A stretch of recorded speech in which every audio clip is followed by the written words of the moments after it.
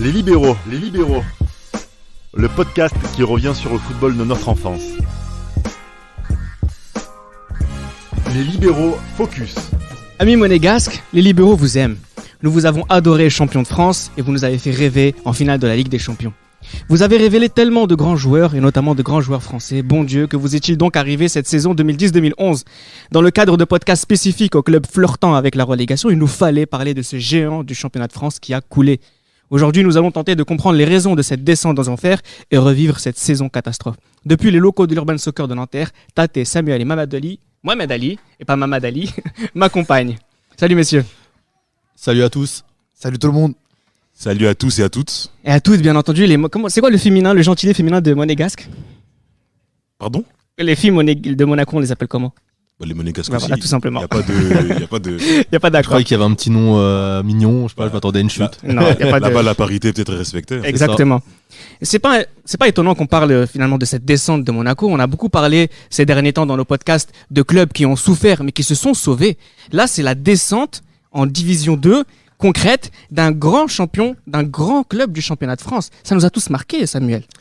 Oui, parce que de notre génération, Monaco, ça a été un club du haut classement de la Ligue 1 qui a marqué en Coupe d'Europe. On a tous le souvenir du coup de la finale en 2004, et puis ça a joué le titre tous les ans pendant plusieurs années. Et là, soudainement, il y a eu des mauvais choix qui ont été faits par la direction. Et ça a mené à ce qui s'est passé. Et ça a été un choc parce qu'on se disait un peu comme le PSG ou l'OM auparavant que ça n'allait pas arriver. Et au final, c'est arrivé. C'est un grand club français, Monaco. C'est un très très grand club français dans le top. Un des plus grands. Oui, dans le top 4, top 3 sans problème. Et cette descente, il y avait quand même des signes avant-coureurs. Et c'est un club, Mohamed Ali, qui a participé aux plus belles périodes du football français. Ces champions, on en a parlé dans un podcast, c'était des beaux champions, notamment en 2000. C'est la finale de la Ligue des Champions en 2004. C'est des demi-finales de la Ligue des Champions. C'est des joueurs qui ont participé dans les meilleures compétitions françaises. C'est vraiment de grands joueurs qui sont passés et qui ont été formés par un Monaco. Monaco, c'est une légende du championnat de France. Non, bien sûr, c'est depuis 2004, c'est des choix au niveau du politique du club et du management qui sont catastrophiques. C'est une surprise, mais en même temps, c'est pas vraiment une surprise parce que depuis 2005, 2006, 2007 jusqu'à 2011, le classement final, c'est quoi ? C'est 10e place, 12e place, 8e place. Tous les ans, ça c'était de pire en Le pire. ventre mou, ça devient une équipe. Il y a la dernière année, c'est quand ils se font sortir en 8e là, par le PSV avec Saviola, Chevanton. C'est la dernière année où ça joue encore bien. Et après, c'est la dégringolade. Après, en fait, c'est aussi au niveau de la principauté. À partir du moment où Régnier est décédé, le fils n'a pas pris les affaires comme papa prenait les affaires au niveau du club, parce que Régnier père avait vraiment des axes de décision dans le club, était même ami avec les entraîneurs, etc. D'accord. Et le fils était un peu... Tu penses quoi ? Tu penses qu'il y a eu comme une sorte de baisse d'amour de Monaco ? De la principauté envers du club. Oui, il y avait aussi des choix un peu bling-bling, mais qui n'étaient pas bons, qui étaient un peu des choix juste de nom. Je me rappelle de Vieri, de Divayo, tous ces choix de transfert qui étaient... Good Johnson, Simic. Tout. En fait, on prenait des vieux qui avaient des noms qui clinquaient pour Monaco, parce que Monaco, c'est la principauté. Il faut quelque chose. Aussi, ouais. Et d'Italie, voilà, ça les arrangeait, les Italiens, de se relancer à Monaco, Exactement. d'avoir une bonne fiscalité aussi, c'était pas mal. Et les casinos aussi, la nuit. La belle ville, Monaco, c'est toujours intéressant de venir à Monaco. Il n'y a pas de pression des supporters. C'est ça, et franchement, en fait, il y avait beaucoup de mauvais choix. Justement, ces mauvais choix se sont concrétisés au niveau du classement. Tu le disais, Mohamed Ali, à la saison 2008-2009, il termine 11e. La saison d'après, 2009-2010, il termine 8e. C'est une équipe de ventre mou, tu l'as dit, Tate. Oui. À quelle place devait finir Monaco à l'entrée de la saison 2010-2011 ? Pareil, moi, surtout quand on voit l'effectif en lui-même, il y a quand même des joueurs qui sont pas mauvais. C'est pas une équipe mauvaise sur le terrain. Quand tu vois Hanson, Pugrenier en défense centrale. Peter Hanson qui venait d'arriver et Pugrenier qui renouvelle le prêt depuis. Exactement, qui a été appelé une fois en équipe de France par Raymond Domenech. On se dit que non, c'est une équipe qui va finir dans le ventre mou. Mais de là à finir relégable. Excuse-moi, en plus en poste de latéral, t'as Laurent Bonnard qui la saison d'avant a fini champion avec Marseille. T'as Jimmy Traoré, t'as Peter Hanson, comme t'as dit Adriano. Si vous voulez, on peut faire par exemple les transferts. Alors, les arrivées, on a dit, il y a Pugrenier, il y a Aubameyang aussi, il y a Laurent Bonnard, tu l'as dit, Mohamed, il y a Malonda. Malonga, pardon, il y a Nicolae, Peter Hansen. Dieu merci Mbokani. Dieu merci Mbokani qui vient aussi. Mukanjo aussi. Beaucoup de Congolais Arrive après. regardaient le Monaco pour ça. Et, Du moins les 6 premiers mois. et en ce qui concerne les départs, pour le coup, il y a eu pas mal de départs aussi. Alors il y a Néné qui s'en va. Qui part, c'est le plus gros départ, c'est Néné, parce que l'année d'avant, c'est lui qui les porte un peu. Néné, c'est lui qui tout à fait fait. les décisions. Là, leur meilleur joueur s'en va. Il y avait aussi Pino qui fait Pino les qui s'en va fulgurances. aussi, ouais. Voilà, donc Diego alors, Pérez aussi il qui y a s'en va. leurs deux dynamiteurs d'attaque, même si c'était pas flamboyant, hein, mais il avait leurs deux dynamiteurs d'attaque qui s'en va. Et moi, je me rappelle de Monaco de cette période-là, de l'année d'avant et donc cette année-là, moi, j'avais l'image d'un gros bordel en fait. Oui. Oui.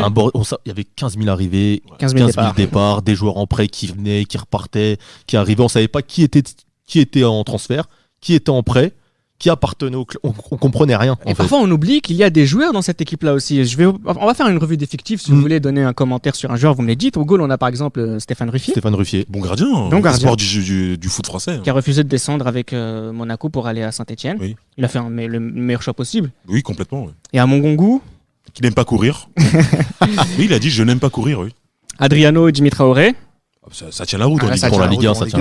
Moratori aussi, qui est là. Il y a les jeunes Kurzawa et aussi Kevin Malcuit. Kevin Qui Malcuit, ont qui est chez les jeunes. qui ont leur première minute en Ligue 1. Il y a Lolo aussi, Igor Lolo. Igor Lolo. Il y a Nicolas Nkoulou. Grand ami de Néné. Nicolas Lolo. Nkoulou qui joue Sentinelle. Lolo et Néné. Exactement. ouais. Nicolas Nkoulou qui joue Sentinelle. Oui. Et oui, Tate toujours avec ses petites remarques. Jean-Jacques Gosso. Exactement. Voilà. On garde notre calme. Mangani, tout ça. Il y a Thomas Mangani, effectivement. Il y a Koutader. Franchement, on- Nampalis Mendy. Qui a pété les plombs, Koutador. Nampalis Mendy, oui. Mais en fait, j'ai l'impression que c'est une équipe avec que des joueurs qui sortent de nulle part. Enfin, c'est pas cohérent l'effectif. Des en fait. jeunes lâchés dans la nature. Il y a et des jeunes vieux lâchés dans la nature, mercenaires. des vieux mercenaires, des joueurs qui parlent pas la même langue, on comprend rien vraiment. Ouais, c'est vraiment n'importe quoi. Et en plus, on peut faire, franchement, hein, quand on regarde les joueurs, on peut faire deux belles équipes. Oui, de nom. Oui. Voilà, entre le mélange des joueurs qui sortent du centre de de formation. formation et des arrivées, voilà. Comme on sait, Monaco, ça attire beaucoup de joueurs. Donc, Et pas il ce y avait problème-là. Park en attaque. Oui, il y a Park Chu-young aussi. C'est le Et meilleur buteur du club, je me souviens. Lukman Haruna aussi, qui est très talentueux. Super joueur. Très talentueux, un garçon très talentueux. Park aussi, hein, c'était un espoir coréen. C'est pas pour rien qu'il part à Arsenal C'est ça, il aussi, part à Arsenal ouais. après, il fait une bonne saison. Hein. Pas Après une bonne saison avoir- à Monaco. Il a pas- planté Lille pour aller à l'Arsenal. C'est ça, dans la chambre d'hôtel. Il y a Exactement. deux joueurs. Vigile, oui. Il y a deux joueurs aussi, il y a Mamadou Diarra et Pascal Fainduno dans cette équipe.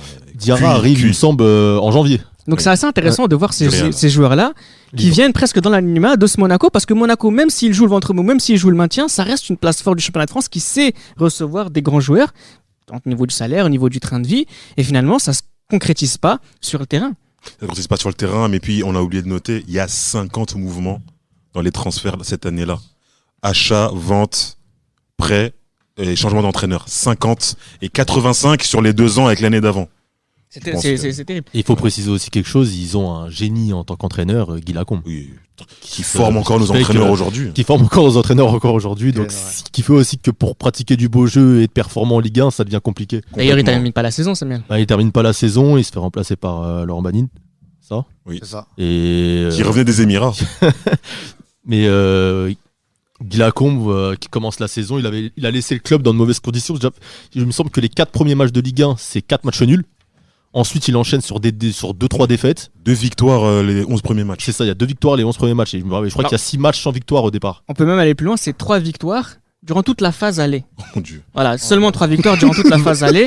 C'est une victoire contre l'AJ Auxerre, contre l'AS Nancy-Lorraine et contre Sochaux. Et en face retour, c'est seulement 6 victoires. Donc il y a du mieux. Ah, il y a un Alors, peu de ça, mieux. ça ressemble un peu au Monaco qu'on a connu l'année dernière, avec dans le sens recrutement et 2017-2018. bazar général, d'accord, en 2017-2018, où on comprenait pas grand chose non plus, bien que il y a avait des plus meilleurs de joueurs, talent, il y avait c'est ça, il y a meilleurs joueurs. il y a plus de talent dans la saison 2017-2018, comme dans cette année aussi, 2018-2019 et 2019-2020, mais en fait c'est la même chose, on comprend pas trop ce qui se passe dans le club, c'est des années de transition, sauf que cette fois-ci ça a mal tourné. Après, je pense aussi l'entraîneur n'est pas aussi au niveau niveau des joueurs à disposition. On a des joueurs un peu foufous, mais qui ont beaucoup de talent. Exotique aussi. très On a exotique. on a un milieu de terrain avec un Nigérian, un Malien, en attaque il y a un Coréen qui sort de nulle part. L'année d'avant il y avait un Brésilien à droite, un Ouais, Colombien à c'est le mire gauche. de Babylone, hein, cette équipe. hein. C'est en fait c'est tout le monde se rejoint Si je me là. rappelle bien, il y avait même un joueur de l'Honduras, De Babel. Welcome. Tour de Babel. C'est ça. Donc c'est vraiment, il y a aussi Moussa Mazou, donc c'est vraiment n'importe Oui, quoi. ça me- Moi, Mazou. ce qui me frappe avec cette saison-là, c'est qu'effectivement, on a seulement 17 matchs nuls, 12 défaites, c'est 9 victoires. Donc, c'est vraiment un parcours de maintien. On finit avec 44 points. J'aimerais quand même attirer votre attention sur ce qui se passe cette saison-là. C'est qu'ils ont 44 points, Monaco, et ils terminent relégables. C'est 7 points de moins que le 7e du championnat de France, qui est Bordeaux. C'était une saison catastrophique en termes de niveau de jeu. Et finalement, ça aurait pu être n'importe qui aurait pu descendre. C'est vrai, on était dans une période quand même où le foot en France c'était catastrophique, que ça soit en équipe nationale et en championnat. Un peu moins, c'était plus avant. Oui, mais c'était 2008, en fait, on est dans 2007. une période, je Et trouve c'est quand la même, qui est- continuité. Oui, c'est c'est vrai. c'est Lille qui finit champion, c'est ça? Oui, avec Oui. 77 points. Ouais, c'est franchement 76 ces années-là, j'appelle ça les années de flottement un peu là entre Lyon et Paris, où t'avais un champion tous les ans, mais à chaque fois c'était des champions tirés par les cheveux, où ça se faisait plus à l'envie qu'au niveau de jeu proposé. C'est vrai. Autre petite anecdote aussi qui montre le niveau de ce championnat, c'est que la différence de but est négative du côté de Monaco. Ils ont inscrit 30 buts, ils en ont encaissé 40. Le 3e du championnat de France, Lyon, a encaissé 40 buts également. C'est catastrophique. C'est catastrophique. Et finalement, Monaco, c'est un relégable d'une saison catastrophique. Ça en dit beaucoup aussi sur le niveau d'horreur de ce club-là à ce moment-là. Bah, d'ailleurs, Voilà. si je me rappelle bien, ils se font même éliminer en Coupe de France au 32e C'est ça. de finale. Ils vont contre pas bien Cham- loin. Oui. Contre Chambéry, Tout à fait. Coup de la Ligue Euh, aussi, ils se font sortir super vite, il me semble. contre De- Marseille. Mm. Je me rappelle, ouais. Ça C'était contre sort, Marseille. c'était pas bon, c'était pas bon du tout. Il y avait le mirage sur le haut du classement avec Lille, donc on pensait que ça jouait un peu bien au football, mais en fait on se rend compte quand on regarde derrière que Lyon c'était vraiment mauvais, Ils font un très mauvais début de saison. c'est ça, et que le bas du classement c'est catastrophique quoi. C'est des gros clubs qui jouent le maintien, c'est pas des clubs historiques, c'est le bordel un peu dans chaque club. C'est vraiment une année catastrophique pour le foot français comme tu viens de le dire. 3e petite anecdote, c'est que contre les 4 premiers, c'est-à-dire Lille, Lyon, Marseille et PSG, Marseille. on a le Monaco qui ne perd quasiment jamais. Ils perdent une fois contre Lille, une fois contre Lyon et ils battent Lille. Donc ça veut dire que le relégable de cette saison-là a été très bon contre les 4 premiers. Ça confirme ce qu'on disait. C'est très difficile à analyser cette saison. Des mercenaires, des joueurs qui sont plutôt bons Oui, dans leur ça en CV. dit beaucoup sur leur Et niveau. sur un Oui. coup, ils peuvent, Oui, effectivement. Ils veulent se montrer. Ils veulent se montrer. Ouais. Ils veulent se Est-ce montrer qu'ils dans veulent les se gros montrer matchs. ou est-ce qu'ils ont tout simplement le niveau pour faire de belles choses? Bah, moi, je Oui. pense qu'ils veulent se montrer. Moi, en fait, je pense que c'est du. Je pense que ils choisissaient leur match en fait. Parce que quand tu es capable de faire des bonnes prestations comme ça, comme contre les gros et contre les petits, tu montres un visage où tu cours pas, où ça joue chacun dans son coin, où c'est vraiment catastrophique. Et en fait, et que les dimanches soirs, quand ça passe sur Canal+, Exact. tu fais le gros match. Pour moi, c'est pour se montrer quoi. On le voit tout le temps dans ces clubs-là. Même à Monaco, quand ça allait pas bien, les gros matchs, tu vois, ça essaye un peu de jouer. Même à l'OM, quand c'est la crise, les gros matchs, tu vois que ça court plus. C'est comme ça. Comment Et- jouer Il y a même des joueurs qui sont comme ça, c'est-à-dire qu'il y a des joueurs du dimanche soir. Mm. Quelqu'un comme Riyad Boudbouz, le Kazri. dimanche soir, Kazri, c'est des joueurs exceptionnels de Ligue 1. Mais après, C'est un des meilleurs joueurs du monde. mais le après, dimanche mais soir. après Le 6 samedi jours, à 13h. 6 jours après, le samedi, c'est un peu moins le cas. Comment jouer cette équipe de Monaco? C'était un 4-3-3 un peu tiré par les cheveux avec 3-6 très costauds. qu'on Nkoulou en a 6, on répète, hein. Et Nkoulou en 6. Nkoulou en 6 qui l'année d'après va à Marseille et qui joue en défense centrale Centrale, et qui est le meilleur Marseillais. Je me rappelle qu'il en avait déjà défense. une réputation Oui. d'espoir à Oui, l'époque à Monaco quand il Ah, juste joue le cette titre, il me saison-là. semble, hein. C'était- Ah, si, je- Ouais, mais dû au Cameroun. Oui. Dû au Cameroun, Il avait- les JO Je contre me rappelle que Ronaldinho. quand je regardais les matchs, on en parlait. Nkoulou, le phénomène. Oui. C'était quelque chose. Nkoulou, on va dire Nkoulou et Park, c'était les deux joueurs Phénomène. qui surnageaient un peu dans. Ruffier dans aussi, ce- peut-être. Ouais, Ruffier aussi. Très bon sur sa ligne. Continue l'équipe encore. Bah, C'est Hanson, comment- Peter Hanson. Peter Hanson en Il avait déjà défense fait une centrale avec expérience, Pugrenier. voilà, à Rennes. On savait que c'était un défenseur solide, un très bon défenseur de Ligue 1. Pugrenier avait déjà été au Zénith. Oui, il est aussi Ça, un il retour revient du de prêt, Zénith. ouais. Hein. Ouais, Il deuxième avait prêt s'était encore. déjà loupé. Pugrenier qui aussi à Nancy avait sa petite réputation. Il était appelé en équipe de France. Bah, il a quand même signé au Zénith en étant à Nancy. C'est qu'à la base, il Exactement. avait des bases. Hein. Et les 3-6 finalement c'est Nkoulou, Gosso et Mangani. Ouais. Et puis en attaque, on a Mukanjo, Park et Malonga. Mukanjo qui arrive en janvier aussi, il me semble. Départ de saison, il me semble qu'il est pas là, il arrive en janvier. Mais Donc, il est venu quoi, en tant que sauveur ou il c'était arrive en tant que sauveur, c'est le grand Mukanjo qui vient sauver l'AS Il Monaco. y a aussi Aubameyang. Aussi. Aubameyang qui finit meilleur Meilleur passeur passeur. du club Avec avec trois 3 passes. C'est- Et le meilleur buteur du club, c'est Park Chung avec 12 buts. Mais vous vous souvenez d'un attaquant qui s'appelait Welcome? Oui, c'est ce Oui, qu'il a dit, et ouais, disait Mohamed euh, tout à l'heure sur coucou, l'Honduras. Bah, Welcome, hein. Du Honduras, c'est ça Non, mais si. Il est vite partir. Welcome. Finalement, Il était pas le bienvenu. Voilà, exactement. Hasta luego. Et on a fait un podcast récemment sur Marseille, sur Paris Saint-Germain, qui flirtait avec la zone de l'érégation, mais ces deux équipes ne sont pas tombées en division 2. Monaco, qui est du même acabit en termes de grandeur et de légitimité en championnat de France, a réussi à tomber. Comment vous l'expliquez finalement ? Il n'y a pas de surplus ?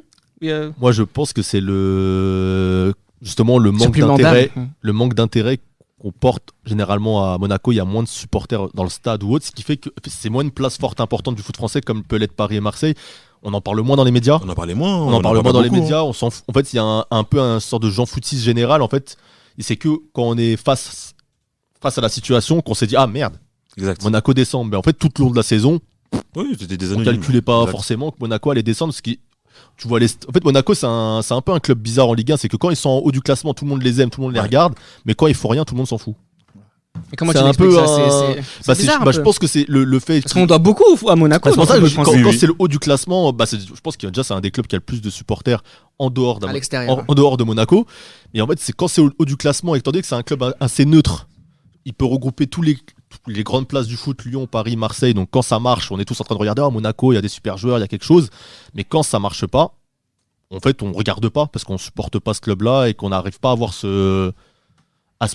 avoir cette affection pour ce club qui, en final, on n'est pas beaucoup à avoir mis les pieds à Monaco ici, je pense. Et ça, on n'en entend pas parler dans les infos, dans quoi que ce soit. En fait, c'est vraiment un club. Quand Et ça les marche, tant mieux. Mais quand Les ça joueurs marche le pas- ressentent, ça, Mohamed Ali ? Oui, bien sûr. Moi, je vais développer sur 2 points. Déjà, les joueurs aussi, quand on regarde bien, on a examiné les joueurs. C'est pas des joueurs qui ont l'habitude de jouer la relégation. Oui. Donc, c'est nouveau pour eux. Surtout que, comme on a dit, le problème numéro 1 de cette équipe-là, c'est pas la qualité, mais vraiment la solidarité, l'entraide, l'abnégation, tout ça. Et c'est bizarre parce qu'en fait, on a eu aussi l'avertissement de Nantes, qui est aussi un très très bon Oui. club de Ligue 1, historique. Et ils l'ont Ils cherché, sont tombés. Nantes. Ils l'ont vraiment Ils cherché. sont tombés en Ligue 2. Donc, Et puis, surtout, à Monaco, à l'époque, il y avait aussi personne qui faisait en sorte qu'on s'y intéresse. Par exemple, l'année dernière, si on a beaucoup suivi, enfin, la saison 2018-2019, si on suit beaucoup Monaco, c'est parce qu'il y a Thierry Henry qui est entraîneur. Donc, on s'intéresse au premier pas de Thierry Henry. Est-ce qu'il va réussir à relever le club ? Donc, au final, on suit ça. On a un peu dedans que cette année-là, il n'y avait personne à qui se raccrocher vraiment, à se dire, tiens, on va suivre Monaco pour Surtout si pour Néné lui. et Gudjonsen s'en C'est vont ça. aussi. À la rigueur, avant, il y avait Néné, Gudjonson, il y avait quelque chose. Là, au final, Simic aussi. au final, il y a des joueurs qu'on connaît en Ligue 1, mais pas de quoi me faire me lever pour regarder Mais un match ou.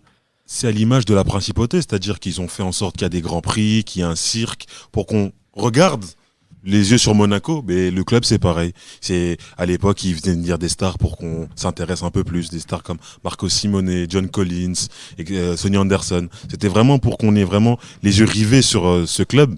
Et là, cette année-là, l'indifférence, c'est que il y a aucun joueur qui un supporter neutre se dit je vais regarder Monaco parce qu'il y a tel joueur. Il y en a pas. Les médias ont suivi le tempo et c'est pour ça que ce club est descendu un peu dans l'anonymat. Et quand ce club est remonté les années après, c'est parce qu'il y avait des repreneurs et des promesses sur des financements de joueurs qui allaient venir après. C'est quand même un syndrome Ligue 1, tous ces grands clubs qui font des grosses saisons et qui, quelques années après, sont en train de jouer le maintien. Je crois que c'est qu'en France qu'on voit ça avec En Espagne Marseille, aussi. Paris. Oui, mais Marseille, c'est plus des clubs qui font des gros. En Espagne, c'est plus des clubs qui font des gros coups sur une Oui. saison ou deux Et après, et qu'après qui chutent. le Que là, Betis, c'est le ça. Celta, ouais, C'est même Valence. Valence. Voilà, des clubs qui font des gros coups et qui après descendent puis reviennent. Mais là, Marseille, Paris, Monaco, ça joue la Coupe d'Europe, ça joue le titre, puis 2 années après, ça joue le maintien. C'est Une année après, Marseille. et là, on va voir Lyon 99, peut-être pour la saison 2019-2020. je pense pas. Ils ont Rudy Garcia, attends. Mohamed Ali ? Après, j'ai envie de dire aussi, si c'est pas un mal pour un bien, Je rigole, hein. cette descente de Monaco en Ligue 2, si c'est pas un mal pour un bien. Justement, alors, histoire de supprimer tout le. Ouais, toutes les erreurs. On c'est ce qui commence se à passe, zéro. c'est ce La qui se passe gangrène, plus ou ouais. moins parce que là, vous avez Monaco qui finit par descendre. C'est la première fois depuis la saison 76-77, donc c'est quand même une catastrophe du championnat de France. Même si, comme tu le dis, Tate, ça reste un peu, personne ne le voit vraiment. Mais une fois qu'on l'a devant les yeux, là, on se dit ah ouais merde, Monaco est descendu. Ils sont descendus. La première saison, ils restent 8e parce que tous les joueurs de Monaco partent. Donc là, on a une équipe de Monaco qui s'engouffre dans le ventre-mou de la Ligue 2. Donc ça veut dire que le mal était peut-être beaucoup plus profond. Et puis la saison d'après. La saison Puis 2012. les choix d'entraîneur aussi. Oui, Marco Simone. Simone, oui, Ouais. qui était aussi là pour se lancer une première carrière. Ça aussi, c'est peut-être. C'est quoi? C'est clinquant, encore une fois? C'est le défaut de Monaco de vouloir être clinquant? Exactement, c'est clinquant. Et puis les relations aussi qu'il a par rapport à la principauté ont fait qu'il soit entraîneur. Ça a été un bon joueur du club. Un très, hein. oui, un Voilà, très bon joueur du club, hein. avec la saison 99-2000. Mais Simone, c'est vraiment pas l'entraîneur qu'il fallait et qu'il faut. C'est plus un entraîneur qui a tendance à se regarder par le nombril. Ah, regardez, moi je sais faire ça, donc vous pouvez ça faire a été le autrement. problème qu'il a eu, et le problème à Monaco a eu le même problème encore là. Oui. Et c'est ça, c'est un entraîneur qui en fait ne comprenait pas pourquoi ses joueurs n'arrivaient pas à faire ce qui pour lui semblait basique et Exactement. banal. Et Ranieri finalement arrive avec les Russes. Enfin, les Russes reprennent Monaco. Monaco, c'est peut-être la meilleure chose qui leur soit arrivée. Mohamed disait tout à l'heure que c'était une façon de faire table rase de quelque part et repartir à zéro. Finalement, c'est une bénédiction cette descente en deuxième division, quand on sait que les Russes vont venir, que Ranieri va prendre les choses en main et reconstruire pour avoir le Monaco qu'on connaît dans les années 2010. Exactement. Et puis Ranieri, on sait très bien que c'est quelqu'un qui est là pour bâtir. Enfin, c'est quelqu'un qui bâtit. Qui fait, on l'a vu même à Chelsea, le projet Chelsea, c'est lui qui bâtit grâce à lui, hein. les fondations du club, de l'équipe, et il a bâti les fondations de Monaco avec les jeunes qu'il a lancés, des jeunes comme Levin Kurzawa, même Germain, Girard, Ferreira Carrasco. Puis il y a eu des transferts aussi, il y a eu des joueurs qui ont accepté de venir jouer en Carl Ligue 2. Medjani. Il y a eu Ocampos. l'Uruguayen, là, qui a Gelmacher, je crois que c'était à l'époque, qui était venu. Ocampos, qui a été un gros transfert. Et quand il vient, Ocampos, maintenant on en a rigolé à Marseille un peu, Bien soit sûr. technique ou autre. On le voit Quand cette année à Séville. C'est ça, mais quand Ocampos arrive à Monaco, c'est un des plus grands espoirs du football argentin. Hein. Ouais. Parce que finalement, Plus que Dybala. parce Oui, que- mais c'est un vrai espoir. Hein. parce que finalement, Monaco réussit toujours à attirer des joueurs parce que Monaco, ça reste Monaco.